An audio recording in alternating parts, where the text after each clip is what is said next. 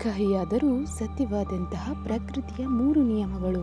ಪ್ರಕೃತಿಯ ಮೊದಲನೇ ನಿಯಮ: ಹೇಗೆ ಗದ್ದೆಯಲ್ಲಿ ಬೀಜವನ್ನು ಹಾಕಿಲ್ಲವೆಂದರೆ ಅಲ್ಲಿ ಹುಲ್ಲುಕಡ್ಡಿ ಬೆಳೆಯುತ್ತದೆಯೋ, ಹಾಗೆ ಬುದ್ಧಿಯಲ್ಲಿ ಸಕಾರಾತ್ಮಕ ವಿಚಾರಗಳನ್ನು ತುಂಬಿಲ್ಲವೆಂದರೆ ನಕಾರಾತ್ಮಕ ವಿಚಾರಗಳು ಆ ಜಾಗವನ್ನು ಆಕ್ರಮಿಸಿಕೊಳ್ಳುತ್ತವೆ. ಹಾಗಾಗಿ ಆಲೋಚನೆಯಲ್ಲಿ ಸಕಾರಾತ್ಮಕತೆ ಇರಲಿ.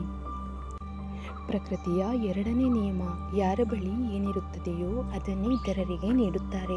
ಸುಖಿ ಸುಖವನ್ನು ಹಂಚುತ್ತಾನೆ, ದುಃಖಿ ದುಃಖವನ್ನು ಹಂಚುತ್ತಾನೆ, ಜ್ಞಾನಿ ಜ್ಞಾನವನ್ನೇ ಹಂಚುತ್ತಾನೆ, ಭ್ರಮಿತ ಭ್ರಮಿತವನ್ನೇ ಹಂಚುತ್ತಾನೆ, ಭಯಭೀತನು ಭಯವನ್ನೇ ಹಂಚುತ್ತಾನೆ. ಹಾಗಾಗಿ ಯಾರ ಸಹವಾಸ ಮಾಡುವಾಗಲೂ ಎಚ್ಚರಿಕೆ ಅವಶ್ಯಕ. ಪ್ರಕೃತಿಯ 3ನೇ ನಿಯಮ: ತಮಗೆ ಜೀವನದಿಂದ ಏನೆಲ್ಲ ಸಿಕ್ಕಿದೆಯೋ ಅದನ್ನು ಜೀರ್ಣಿಸಿಕೊಳ್ಳುವುದನ್ನು ಕಲಿಯಬೇಕು.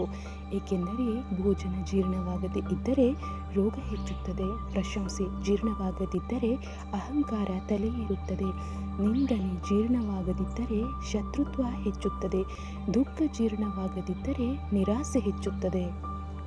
ಮಾತು ಬಹಳ ಕಹಿ ಇದೆ ಸ್ನೇಹಿತರೆ, ಆದರೆ ಸತ್ಯವಾಗಿದೆ ಅಲ್ಲವೇ?